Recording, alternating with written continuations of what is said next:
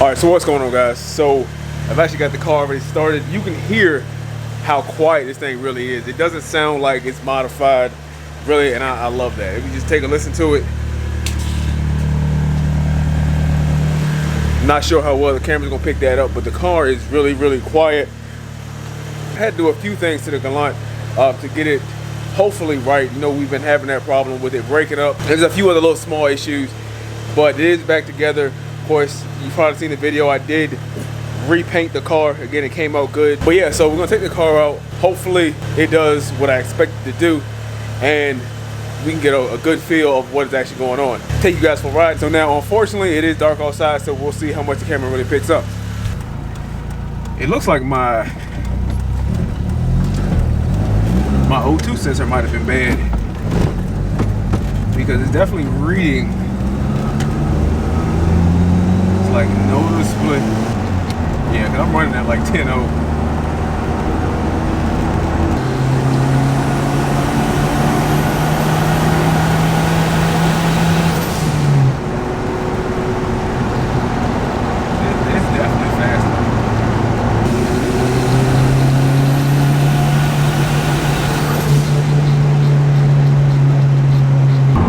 So it didn't do a whole lot then. It's breaking up, I think, because it's so rich. He found out that the sensor for the wideband was bad, so he was trying to tune off numbers which were showing that it was really lean, when in fact it wasn't. I pulled the downpipe and it was black. I actually put that picture up here now. We figured it was running rich, so I went and replaced the sensor. Fortunately, this is one of those that you can get in AutoZone, and now it's reading right, so then we got to go back and just adjust the tune a little bit. All right, so I had planned on updating you guys on what was going on with the car in a driving video, but unfortunately there's a little bit of snow on the ground right now, so we're gonna have to do it inside the garage. So one thing you guys may notice, kind of first off, is I did get the top part of my toolbox. Of course, it's a 72-inch toolbox from Harbor Freight. I've had the bottom for a year, maybe two now, and then I recently picked up the top box because I was really impressed with the build quality of the bottom and how it's held up. And again, for the price, you talking about this entire thing is about $2,000 compared to something similar from like a Snap-on that might be $5,000 to $10,000. So if you're thinking about it, like I said, my bottom part is held up well and it's been packed out with tools, and I've been really happy with the quality of that. So anyway, so onto the car. So as you can see, we finally made a little bit of progress. And the crazy part about it kind of happened just by luck. So you know, I was having that problem where it will break up every time I did a pull at around 5,500 RPM or 6,500 RPM, whatever it was, and it would break up regardless whether it was under load, whether it wasn't under load. It didn't matter what gear, it would always do it. We just could not figure it out. So I ended up going through about 3 or 4 sets of spark plugs. I changed the coil packs out. Like, I checked and rechecked all my wiring multiple times. I just could not figure out what was going on. So I'm going back and forth with Andrew, my tuner. He's stumped, I'm stumped. So sort of out of desperation at this point, he kind of throws out the idea, say, you know what, if you have another ECU, just put another ECU in there and then flash it and see what that does. Because honestly, I don't know at this point. It's either you've checked all that stuff, you could have a bent valve, it could be a mechanical issue, all those things. So I'm like, I checked the ECU, everything looks fine, there's no obvious damage or anything burnt out. But okay, at this point, we've been trying to tune this thing literally for over a year. I think I hit him up last year around November, December. So it's been over a year trying to get this thing up and running. And that's between, having the balance shaft break, having the transmission break, and just a lot of little other things that kind of came with having a car like this. Like I said, the car was $500. It hadn't been maintained really all that well. Nothing really too crazy, but things that did cause a problem. I swap in my new ECU, I flashed around on it, I take the car out, and then immediately I notice that my air-fuel ratio is reading richer than what it was beforehand. So of course at that point I'm starting to get a little excited, but I'm trying to keep myself pretty even because, again, we've been trying to tune this thing for a year, and like I said, for the last 3 or 4 months it's been having this same issue with breaking up. So I keep driving, I find a back road, I do a pull, I get to 6,500, and the car keeps pulling.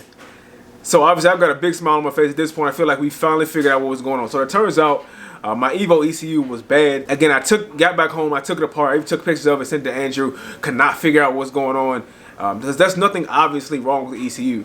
So it's kind of like the thing for this build is I've had problems with cheap parts on the car. So you guys may remember that I picked up that ECU from a member of Evo M for 20 bucks. He said he wasn't sure whether it worked or not, which is why he was letting it go for so cheap. And I figured for 20 bucks, I would, go ahead and try it out. Like I said, it was just on a hunch that we tried try swapping the ECU out. Like, so I sent him the log of the pull. He's like, okay, that looks a lot better. Let me mess with the fuel a little bit and go do another pull. So I went and did that, sent him the log. Like, you know what, something's still not right because it's not responding how it should based off how I'm messing with the fuel. So I'm like, okay, maybe your wideband sensor is wrong. So of course at that point I had to test the wideband gauge. Now, and that's pretty easy to do. You just take a rag, soak it in gas, wrap it around the sensor, and that sensor or your gauge should read full rich, and then when you remove the rag, it should read full lean. And that's what it did initially. Like, it would read full rich for the first couple seconds, but what I did notice before is that after about 30 seconds, it would start to lean out, even though the rag hadn't moved. Like, so that prompted me to change out the wideband sensor. Fortunately, it was a sensor that is available at AutoZone, so I went and picked one of those up and install it in the car. I take the car back out, do a log, same thing. So I noticed that now my tune is reading a lot richer. So I kind of mentioned that in the driving clip. So now somewhere in between all that, I did pull the downpipe to fix some leaks that I had, and I noticed that the inside of the downpipe was black, and that's kind of what led me down the track of looking at my wideband sensor and thinking maybe that was wrong. I replaced the sensor, same thing. I sent it to him. He says, okay, you know, it's better, but it's still not right. It could be that the brain inside of the gauge itself is bad, so maybe you need a new gauge. And again, this gauge is in here. I bought used from eBay, trying to save, you know, 30 to 50 bucks or however much I paid for it. Like, so of course I went to Amazon, got a new wideband gauge. It was delivered the next day. I got it installed, and for a while there, I was actually just riding with the wire from the sensor just hanging out of the door because, you know, it was a different model. I guess it's a newer model than the one I had, so I couldn't just swap out the gauge. So I get the new wideband in, and at this point, everything is reading how it should. I do a pull, I send the log, like, okay, that looks exactly how it should. Now let's do another pull. Okay, now we're gonna turn up the boost a little bit, do a pull. So now at this point, we're both excited because we're going out doing, you know, pulls and logs at 1 or 2 o'clock in the morning. He's trying to tune this thing for me to get it right. Like, so once we got everything straight, it started making really good progress. We upped the boost, kept upping the boost, just sending logs. The car really started to come alive at the higher boost levels.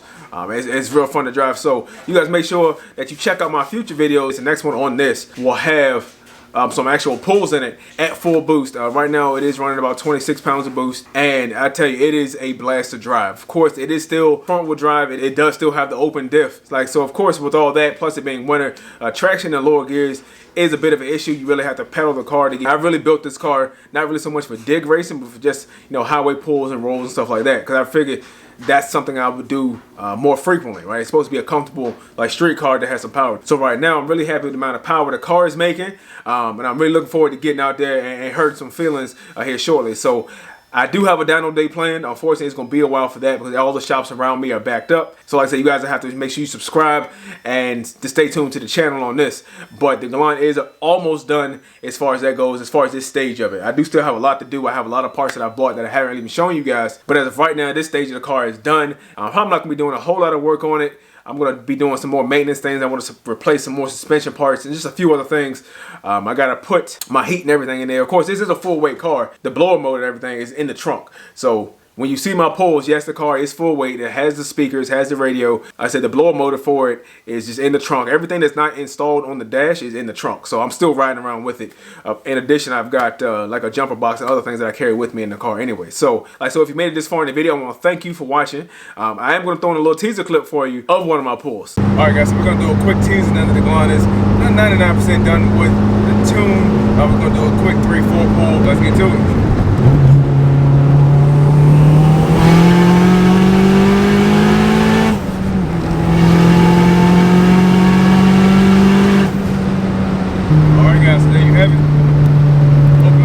So like I said, if you watched it this far, thank you. Hope you enjoyed that clip. That's just a preview of what's going to be in the next clip. We're going to get some driving and some pulls of the car and just kind of go over how things are. So if you haven't already, hit that like button, hit that subscribe button, and have a great day.